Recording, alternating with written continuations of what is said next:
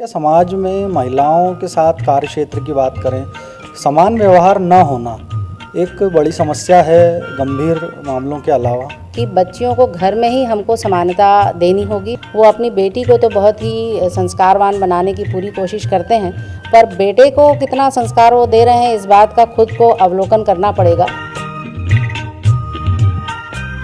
किस तरह के मामले ज़्यादातर देखने को मिलते हैं अगर हम महिला अपराध या महिला सुरक्षा की बात करें? 376, 354 घरेलू हिंसा और 498 के मामले ज़्यादातर देखने में आते हैं। इतना हमारे अवेयरनेस की कमी है तो उसके कारण कुछ साइबर रिलेटेड मामले भी महिलाओं से संबंधित अब देखने में आने लगे हैं। महिला थाने का जो स्टाफ है वो बच्चियों कॉलेज स्कूलों के आस-पास जा रहा है, समझाइश दे रहा है। ये क्या योजना है? हमने कैंपेन अहिल्या चलाया है कि आपको किस तरह की शिकायत कौन सी एजेंसी में करनी है।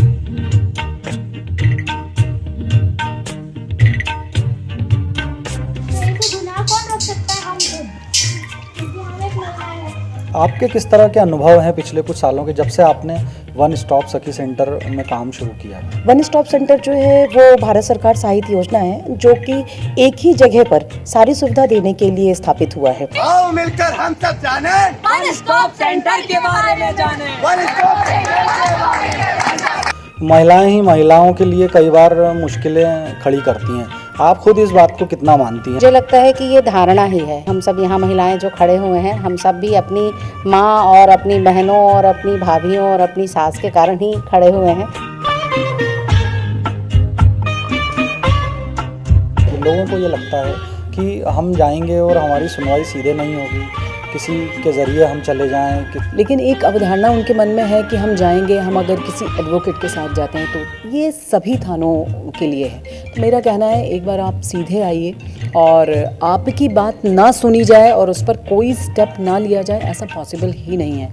हम लोग कोशिश कर रहे हैं, मैंने इसलिए एक ड्यूटी अफसर भी बिठाया है। सरकार की तरफ से कौन सी योजनाएं इस वक्त हैं? 360 डिग्री सुरक्षा चक्र देने का प्रयास किया है। कानून बहुत सख्त बनाए गए हैं और पुलिस अधिकारियों को और चाहे महिला बाल विकास विभाग के अधिकारियों को उनको लगातार संवेदनशीलता की और प्रक्रिया और कानूनी कार्यवाही की सख्ती की इसकी भी ट्रेनिंग लगातार दी जाती है। क्या कोई नए प्रयोग हमको महिला सुरक्षा के मान से देखने को मिल सकते हैं शहर में? इसके अंतर्गत न केवल हमको इंदौर को छेड़छाड़ मुक्त बनाना है, हमारी बच्चियों को सुरक्षित होने का एहसास कराना है। जो हमारे बेटे हैं उनको भी संस्कारवान और समझदार बनाना है, क्योंकि अगर क्राइम रजिस्टर होता है तो वो बेटे के अगेंस्ट होता है, तो वो हमारा ही बेटा है। हमको अपने ये इंदौर शहर की खासियत है कि जब वो ठान लेता है तो वो पा लेता है।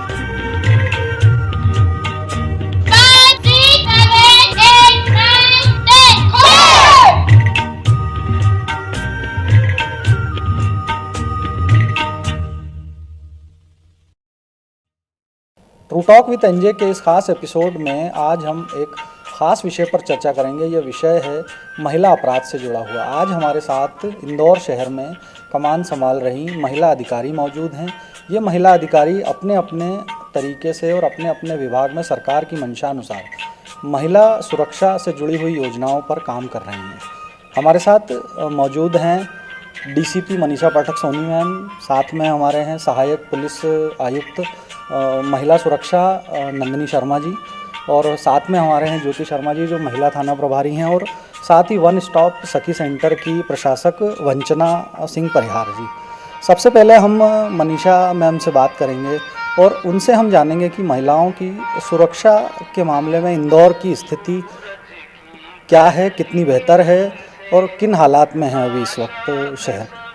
महिलाओं की सुरक्षा की स्थिति की बात करें तो आम तौर पर अगर इंदौर में देखें तो इंदौर एक त्योहारों का शहर है या एक हैपनिंग शहर है, जहां मुझे लगता है कि महिलाएं या बच्चियां बहुत आराम से देर रात तक भी घूमती हैं। और जो शहर के व्यस्त इलाके हैं, ख़ास करके जो यहाँ पर सिटी में जो स्ट्रीट फूड का कल्चर है या जो नाइट क्लब्स भी हैं इवन, तो बहुत देर शाम तक भी हमारे यहाँ बच्चियाँ और महिलाएं आराम से घूमती हैं। तो एक आम माहौल जो है वो बहुत शांतिपूर्ण और महिलाओं की सुरक्षा वाला ही है।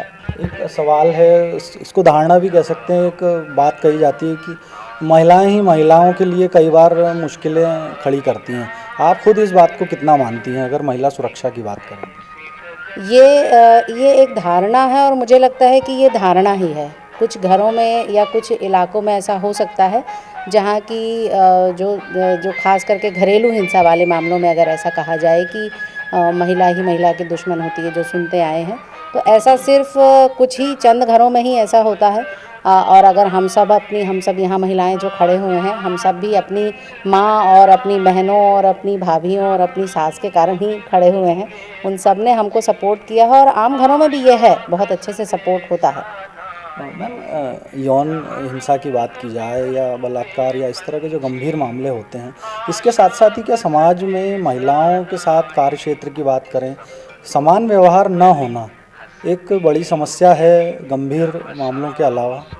समान व्यवहार की बात तो देखें, अगर हम घर में ही सबसे पहले तो हमें ये समझना होगा हमारे समाज को कि बच्चियों को घर में ही हमको समानता देनी होगी और अपने बेटों को ये सिखाना होगा कि वो लड़कियों का सम्मान करें। हम जिनके घर में बेटियां हैं वो अपनी बेटी को तो बहुत ही संस्कारवान बनाने की पूरी कोशिश करते हैं, पर बेटे को कितना संस्कार वो दे रहे हैं इस बात का खुद को अवलोकन करना पड़ेगा।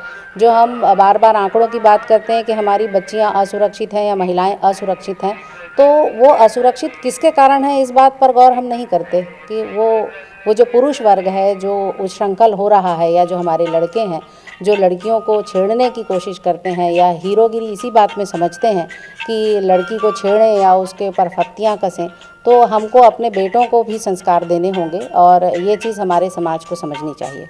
मेरा आपसे सवाल है कि इस वक्त अगर शहर में हम बात करें, आप लंबे समय से विभाग से जुड़ी हुई हैं, किस तरह के मामले ज़्यादातर देखने को मिलते हैं अगर हम महिला अपराध या महिला सुरक्षा की बात करें? इंदौर शहर में ज़्यादातर 376, 354 घरेलू हिंसा और 498 के मामले ज़्यादातर देखने में आते हैं। और अब एक नई समस्या साइबर से रिलेटेड भी हो गई है, क्योंकि जितना हमें अवेयरनेस की कमी है तो उसके कारण कुछ साइबर रिलेटेड मामले भी महिलाओं से संबंधित अब देखने में आने लगे। एक और साइबर का आपने जिक्र किया, रिवेंज पॉर्न और इस तरह की जो चीज़ें हैं वो बहुत सामने आ रही हैं। रिलेशनशिप में होती हैं लड़कियां और कई बार जब रिलेशनशिप टूटती है तो दिक्कतें बढ़ती हैं और साइबर का अपराध किया जाता है युवकों के द्वारा। ये कितनी गंभीर समस्या है आज के वक्त में और आने वाले समय के हिसाब से? ये समस्या धीरे धीरे हमारे सामने बहुत बढ़ती जा रही है। एक्चुअली होता क्या है, कम एज के बच्चे ही इसमें ट्रैप होते हैं, क्योंकि उनको समझ होती नहीं है और वो अपनी फ़ोटोज़ वगैरह उस टाइम भावनाओं में बहकर शेयर कर देते हैं। फिर वही उनके सामने प्रॉब्लम आती है, ब्लैकमेलिंग को लेकर आती है। इसमें अब काम होने लगा है, लोगों को अवेयरनेस का पुलिस की तरफ से भी, महिला थाने की तरफ से भी, महिला कॉलेजेस हैं, महिलाओं को, लड़कियों को, बच्चियों को स्कूल में बार बार जाके समझाइश दी जा रही है कि वह स्वयं ये गलती ना करें, अनजान लोगों को अपना फ्रेंड ना बनाएं और अपनी खुद की फ़ोटो खुद से शेयर ना करें, अपनी प्राइवेसी की रिस्पेक्ट करें, दूसरों को एंट्री ना दें। मैम, आपसे मैं जो सवाल मेरा ये है कि सरकार की तरफ से कौन सी योजनाएं इस वक्त हैं जो महिलाओं को एक सुरक्षित माहौल प्रदान करने में मदद करती हैं, उनका मनोबल बढ़ाती? सरकार ने मुझे लगता है कि एक 360 डिग्री सुरक्षा चक्र देने का प्रयास किया है, जिसमें कि अगर देखें कि कानून की सख्ती की बात की जाए तो कानून बहुत सख्त बनाए गए हैं और पुलिस अधिकारियों को और चाहे महिला बाल विकास विभाग के अधिकारियों को उनको लगातार संवेदनशीलता की और प्रक्रिया और कानूनी कार्यवाही की सख्ती की, इसकी भी ट्रेनिंग लगातार दी जाती है और हमारे जो काम है उसकी मॉनिटरिंग भी उतनी सख्ती से होती है। तो कानून के पालन को लेकर के हो या सड़क की सुरक्षा हो या फिर कार्यस्थल पर सुरक्षा हो, सभी स्तरों पर कार्यवाही इसमें की जा रही है सरकार की तरफ से। इंदौर पुलिस में भी कई अभियान चलाए जाते हैं समय समय पर, जैसे कि सुरक्षा चक्र अभियान है या कवच कार्ड योजना है या सेल्फ डिफेंस की ट्रेनिंग है या अभी रिसेंटली घर छोड़कर न जाओ वाली योजना है। तो ऐसी बहुत सारी योजनाएं इंदौर में भी चलाई जा रही हैं। वी केयर फॉर यू हमारी हेल्पलाइन है, जिसमें कोई भी बच्ची या महिला जिसको कोई फ़ोन कॉल करके या सोशल मीडिया के ज़रिए परेशान कर रहा हो तो वी केयर फॉर यू पर कॉल कर सकती हैं, डायल 100 पर कॉल कर सकती हैं, 112 पर कॉल कर सकती हैं। संजीवनी जो हमारा एंटी सुसाइड कैंपेन है इंदौर पुलिस का, इस पर भी कॉल करके अपनी समस्या बताएं तो उसमें निश्चित तौर पर उनको हल मिलता है। ऐसे बहुत सी योजनाएं इंदौर पुलिस और मध्य प्रदेश शासन के द्वारा चलाई जा रही हैं। एक और गंभीर मसला है जो हमेशा से सामने आता रहता है, पर बहुत ज़्यादा एक्शन करने की स्थिति नहीं हो पाती। कई बार बच्चे और बच्चियां जो हैं घरों में कई बार हमारे परिवार के या मिलने जुलने वाले या दोस्तों के ज़रिए यौन शोषण का शिकार हो जाती हैं। कई बार ये चीज़ें सामने भी नहीं आ पाती। ऐसे में ये कितना मुश्किल है और कितनी गंभीर समस्या आप देखते हैं और निदान क्या है इनका? इस तरह के प्रकरण के लिए पॉक्सो नाम का एक एक्ट है जो कि बहुत ही सख्त और कार्यवाही वाला एक्ट है। इसके लिए हम निरंतर ये प्रयास करते हैं कि जो स्कूल्स के बच्चे हैं उन तक पुलिस की और जो लीगल एडवाइज़र्स हैं उनकी पहुंच हो सके। इसके लिए हमने स्कूल्स में भी अपनी पहुंच बनाई है और हमारी टीम्स अलग अलग स्कूल्स में जा कर के, कॉलेजेस में जा कर के लोगों को ट्रेनिंग देती है कि अगर इस तरह की कोई बात है तो वो कैसे इसका प्रतिकार करें।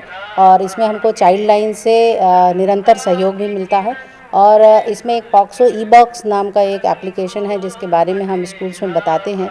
हर बच्चा, मैं आपके थ्रू भी ये लोगों तक मैसेज पहुंचाऊंगी कि हर बच्चा और जो उसके पेरेंट्स हैं या स्कूल के टीचर्स हैं वो पॉक्सो ई-बॉक्स के ज़रिए भी अपनी बात को, उनके साथ यदि यौन शोषण की कोई घटना हो रही है तो चित्रों के माध्यम से भी वो समझ सकते हैं कि ये घटना यौन शोषण की है और इसकी रिपोर्ट की जा सकती है। तो आपका नाम गोपनीय रखा जाएगा, आपके बारे में किसी को नहीं बताया जाएगा, आप उसकी रिपोर्ट डायरेक्टली ऑनलाइन भी कर सकते हैं।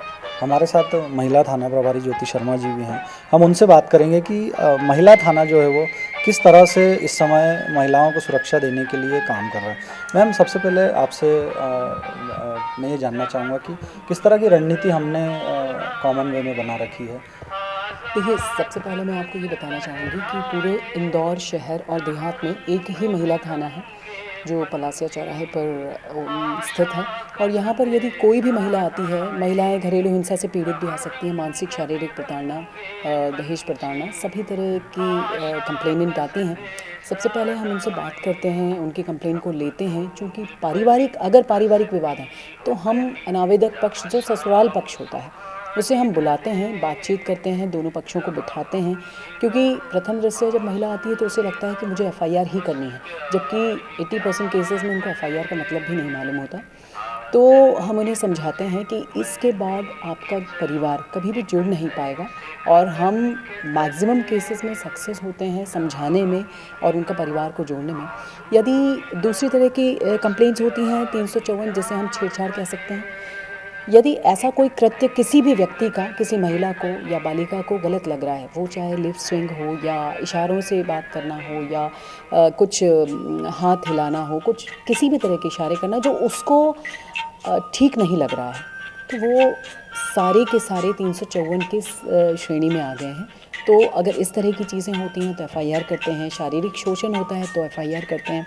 तो हम कोशिश करते हैं महिला किसी भी तरह की शिकायत को लेकर आ रही है तो उसे सुनकर कंफर्टेबली उसे कानूनी मदद प्रदान कर सकें। एक अवधारणा महिला थाने को लेकर भी है कि लोगों को ये लगता है कि हम जाएंगे और हमारी सुनवाई सीधे नहीं होगी, किसी के ज़रिए हम चले जाएं, ये एक थोड़ा सा मन में भाव होता है। इसे दूर करने के लिए हम क्या करें? देखिए, ऐसा बिल्कुल भी नहीं है। यदि कोई भी महिला आती है तो उसकी सुनवाई होती है, लेकिन एक अवधारणा उनके मन में है कि हम जाएंगे, हम अगर किसी एडवोकेट के साथ जाते हैं तो ये सभी थानों के लिए है। तो मेरा कहना है, एक बार आप सीधे आइए और आपकी बात ना सुनी जाए और उस पर कोई स्टेप ना लिया जाए, ऐसा पॉसिबल ही नहीं है। हम लोग कोशिश कर रहे हैं। मैंने इसलिए एक ड्यूटी अफसर भी बिठाया है। किसी भी तरह की कोई भी बात को वो सबसे पहले सुनती है। ड्यूटी अफसर में हमारी सब इंस्पेक्टर्स होती हैं और असिस्टेंट सब इंस्पेक्टर्स होती हैं। सारी प्रॉब्लम को समझने के बाद वो मेरे पास लेकर आती हैं। फिर उनमें काउंसलिंग करनी है या हमें केस रजिस्टर करना है, इसका डिसाइड करते हैं और उसके बाद कार्रवाई की जाती है। मैदान में काम करने की बात करें तो अभी कुछ वीडियो हाल ही में हमको देखने को मिला है। महिला थाने का जो स्टाफ है वो बच्चियों और कॉलेज स्कूलों के आसपास जा रहा है, समझाइश दे रहा है। ये क्या योजना है, किस उद्देश्य के साथ में काम कर रहा है? जैसे अभी मैडम ने बताया कि अवेयर करना बहुत ज़रूरी है, तो हमने कैंपेन अहिल्या चलाया है और उसमें हम लोग स्कूल कॉलेजेस में जा रहे हैं, छोटे छोटे सेशन ले रहे हैं, वहाँ पर छात्राएं, बालिकाएं, महिलाएं उनको समझा रहे हैं कि आपको किस तरह की शिकायत कौन सी एजेंसी में करनी है। यदि आपके साथ कुछ होता है तो उसमें आपको ऑनलाइन भी आप शिकायत कर सकते हैं। जो इंदौर पुलिस के द्वारा कई ऐप चलाए जा रहे हैं, आप उसमें भी कर सकते हैं। डायल 100 भी कर सकते हैं, 112 भी कर सकते हैं। क्राइम वॉच पे भी आप मैसेज डाल सकते हैं और इसमें आपकी आइडेंटिफिकेशन को गोपनीय रखा जाएगा। इसके अलावा यदि कोई छेड़छाड़ जैसी बात होती है, कोई सोशल मीडिया पे आपको अब्यूज़ कर रहा है, आप किसी को नहीं बता पा रहे हैं, तो वो आप हमें बताइए। तो इस तरह से हमने स्टिकर्स भी बनवाए हैं और हम उनको स्कूल कॉलेज के नोटिस बोर्ड पे भी हम कर रहे हैं। उसके अलावा हम लोगों ने एक जो भी अपने यहाँ के गार्डन्स हैं, जैसे मेघदूत है और रीजनल पार्क है, हम वहाँ भी गए हैं जहाँ वहाँ पर हमें कुछ ऐसे बच्चे, बालिकाएं मिली जो स्कूल कॉलेज को बंक करके वहाँ पर अपने मित्रों के साथ बैठे हैं।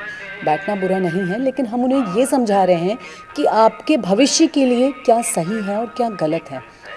सोशल मीडिया का उपयोग यदि आप कर रहे हो, क्योंकि हर व्यक्ति, हर महिला, हर बालिका, हर जो बच्चा है वो सबके पास स्मार्टफोन है, एंड्रॉइड्स हैं, तो उनको उपयोग किस हद तक करना है, कैसे करना है, अपनी जो इंटीमेट चीज़ें हैं उनको शेयर नहीं करना है, हम ये सारी बातें उन्हें बता रहे हैं और उन्हें अवेयर कर रहे हैं। इसीलिए हम लोग ये कैंपेन भी चला रहे हैं। महिला बाल विकास विभाग से भी हमारे साथ वंचना जी मौजूद हैं। वो भी काफ़ी समय से वन स्टॉप सेंटर की प्रशासक हैं और महिला अपराधों के मामलों में, शिकायतों में डील करती हैं। उनसे हम बात करेंगे। आपके किस तरह के अनुभव हैं पिछले कुछ सालों के, जब से आपने वन स्टॉप सखी सेंटर में काम शुरू किया है? सबसे पहले तो मैं ये बताऊं कि जैसा कि अभी सभी मैम ने बताया कि यहाँ पर एक तरीके से तो महिला सुरक्षा है, लेकिन एक तरीके से जो पारिवारिक मामले हैं या फिर जो जागरूकता की कमी की वजह से जो प्रकरण आते हैं, तो उसी तरीके के केसेस से जैसे महिला थाने में आते हैं, वैसे प्रकार से वन स्टॉप सेंटर में भी आते हैं। वन स्टॉप सेंटर जो है वो भारत सरकार सहायता योजना है, जो कि एक ही जगह पर सारी सुविधा देने के लिए स्थापित हुआ है। और यहाँ पर हम लोग पुलिस सहायता भी देते हैं। हमारे यहाँ टेम्परेरी शेल्टर भी है, 5 दिन तक का शेल्टर भी देते हैं जो भी विक्टिम होती हैं महिलाएं, उनके लिए। हमारे यहाँ से सरकारी वकील की उपलब्धता भी होती है। यदि किसी भी प्रकार से महिला को चिकित्सा सहायता चाहिए तो चिकित्सा सहायता भी मिलती है और काउंसलिंग, साइकोलॉजिस्ट बैठते हैं हमारे यहाँ। तो इस सभी तरीके से जो हर प्रकार के प्रकरण हैं, जो लोग थाने जाने से डरते हैं, मतलब कॉन्सेप्ट भी यही है वन स्टॉप सेंटर का कि कुछ लोग क्या पुलिस के नाम से डरते हैं, तो सिविल मामले में पुलिस वहाँ पे भी रहती है, बट वो थोड़ा सा दिखाया जाता है कि नहीं आप सिविल के पास आए हो लोगों से। तो जो लोग वर्दी से डरते हैं, ऐसे लोगों को वहाँ पर हम काउंसलिंग करवाते हैं। डोमेस्टिक वायलेंस के भी केस आते हैं, छेड़छाड़ के भी केस आते हैं, कुछ रेप केसेस भी हमारे यहाँ आए हैं। तो हर प्रकार के प्रकरण वन स्टॉप सेंटर में जो भी विक्टिम महिला है वो ला सकती है। यहाँ से अगर काउंसलिंग में डोमेस्टिक वायलेंस के या किसी भी प्रकार के केसेस काउंसलिंग में उनका पुनर्वास हो जाता है तो ठीक है। अगर पीड़िता चाहती है कि नहीं उसको FIR ही कराना है, फिर हम महिला थाने या फिर संबंधित थाने की मदद से हम पुलिस विभाग की सहायता से FIR दर्ज करवा देते हैं। और यदि वो चाहती है कि उसे सरकारी वकील चाहिए तो विधि एवं विधायी विभाग होता है, जिला विधिक सहायता अधिकारी होते हैं, तो उनके माध्यम से हम सरकारी वकील उपलब्ध करा देते हैं। तो इस प्रकार से अगर कई बार ऐसा होता है कि रात बिरात महिला को उसके घर वालों ने निकाल दिया है और वो कहते हैं उनके पास रहने के लिए नहीं है, मतलब महिला और बच्चियां हैं, उनको रहने की व्यवस्था नहीं है, तो निःशुल्क रूप से हमारे यहाँ 1 दिन से 5 दिन और एक्सटेंड किया जा सकता है 2 दिन 7 दिन तक, तो 7 दिन तक उनकी टेम्परेरी शेल्टर की व्यवस्था वन स्टॉप सेंटर में हो जाती है। तो प्रकरण अगर सामान्यतः देखा जाए तो पुलिस से संबंधित प्रकरण तो महिला थाना और ऊर्जा डेस्क में पहुँच जाते हैं। डोमेस्टिक वायलेंस के केसेस वन स्टॉप सेंटर में ज़्यादा आते हैं, तो डोमेस्टिक वायलेंस में फिर हम काउंसलिंग भी करवाते हैं। और प्रथम दृष्टया जैसा महिला थाने में ज्योति मैडम ने बताया कि हम लोग पारिवारिक पुनर्वास की कोशिश पूरी करते हैं। तो यदि पारिवारिक पुनर्वास नहीं होता है और महिला चाहती है कि अब उसको न्यायिक सहायता चाहिए, तो फिर हम लोग न्यायिक सहायता की तरफ जाते हैं। CFCT प्रोजेक्ट के बारे में सुनने में आ रहा है, लगातार इसमें भी काम हो रहा है, क्या किस अवधारणा के साथ ये काम कर रहा है? CFCT कार्यक्रम जो है ये भारत सरकार का कार्यक्रम है, जो कि पूरे मतलब जो अभी मध्य प्रदेश में 6 जिले पायलट प्रोजेक्ट में है, उसमें इंदौर भी पायलट प्रोजेक्ट में है। तो उसमें आदरणीय मनीषा मैडम के गाइडेंस में और collector sir, police commissioner sir और हमारे जिला कार्यक्रम अधिकारी महोदय के गाइडेंस में हम लोग अवेयरनेस कैंपेनिंग चला रहे हैं, तो सेफ सिटी जो प्रोजेक्ट है इसके अंतर्गत ये है कि शहर को छेड़छाड़ मुक्त बनाना है। मतलब महिलाओं के लिए जो ईव टीजिंग होती है, महिला कहीं आ रही है, जा रही है, उसके साथ छेड़छाड़ की घटनाएं हो रही हैं, मन चले कुछ कमेंट कर रहे हैं, तो उस संबंधित में मनीषा मैडम के मार्गदर्शन में हम लोगों ने एक अवेयरनेस कैंपेनिंग चलाई है, जिसमें हॉटस्पॉट चिन्हित हुए हैं। तो 2 प्रकार से हॉटस्पॉट चिन्हित हुए हैं। पुलिस विभाग के जो बीट प्रभारियों के द्वारा हुए हैं वो 137 हैं और महिला बाल विकास के सर्वे के द्वारा 100 हैं। तो टोटल इंदौर डिस्ट्रिक्ट में 237 हॉटस्पॉट चिन्हित हुए हैं, जहां पर ये संभावना है कि यहाँ पर महिलाओं के से संबंधित जो छेड़छाड़ की घटनाएं हैं वो ज़्यादा होती हैं। तो हम लोग अभी जो पूरी 1 साल से कैंपेनिंग चल रही है, पिछले 16 जनवरी को बैठक हुई थी, उसके बाद से कैंपेनिंग को लगातार बिल्कुल मतलब बहुत ज़्यादा ग्राउंड लेवल पे हम लोगों का है कि बस्तियों में जाना है, हॉटस्पॉट की जो भी जगह हैं वहाँ पर जागरूकता कार्यक्रम करना है। तो जो पुलिस विभाग है और महिला बाल विकास विभाग है, इसमें नगर निगम भी जुड़ गया है और वो ऑफिशियली भी काम कर रहे हैं। तो वो सभी विभाग, पर्यटन विभाग भी है, खेल विभाग भी है, नेहरू युवा केंद्र भी है, तो लगभग सभी जो मल्टी सेक्टोरियल डिपार्टमेंट्स हैं इंदौर जिले के, सभी इस पे काम कर रहे हैं और ग्राउंड लेवल पे समस्याओं को समझकर उन समस्याओं के निराकरण के लिए संबंधित विभाग के द्वारा कार्य किया जा रहा है। आखिर में मनीषा मैम से मैं ये जानना चाहूँगा कि आने वाले दिनों में क्या कोई नए प्रयोग हमको महिला सुरक्षा के मान से देखने को मिल सकते हैं शहर में?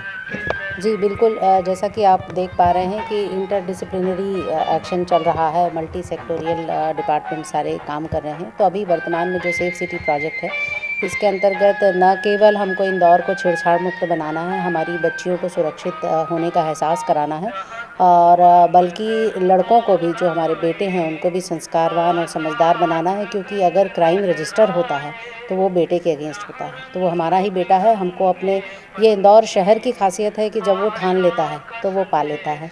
तो मैं इंदौर शहर से अपील करूंगी कि आप इसको ठानिए कि आप इसको छेड़छाड़ मुक्त शहर बनाएंगे। और लड़कियों से जो हम अपील करेंगे और लड़कों से भी अपील करेंगे कि बहकावे में नहीं आना है, चाहे कोई भी तरीका हो। हमको 18 साल तक पढ़ाई अपनी जारी रखनी है, उससे पहले शादी ब्याह और प्यार मोहब्बत के चक्कर में नहीं पड़ना है। हमको अपनी पढ़ाई करनी है, अपनी करियर बनाना है, अपना भविष्य सुधारना है। तो ये अपील हम इंदौर पुलिस की तरफ से, महिला बाल विकास विभाग की तरफ से, प्रशासन और शासन की तरफ से करेंगे कि बेटे और बेटियों दोनों को सुरक्षित रखना है, दोनों का जीवन अच्छा बनाना है। ये थी इंदौर ज़िले की वो महिला अधिकारी जिन पर महिला सुरक्षा की जिम्मेदारी है और ये अपने अपने तरीके, अपने अपने प्रयासों से सरकार की मंशानुसार महिलाओं को सुरक्षा देने का प्रयास कर रही हैं और साथ ही ये सुनिश्चित करना चाहती हैं कि इंदौर बेटियों के लिए एक ऐसा शहर बने जहां पर उन्हें किसी भी तरह का भय ना हो, चाहे वो किसी भी समय घर से बाहर निकलें, कोई भी वक्त हो घर से बाहर निकलने का। ट्रू टॉक विद एनजे के इस खास एपिसोड में मैं नितिन जैन, देवेंद्र मालवी के साथ।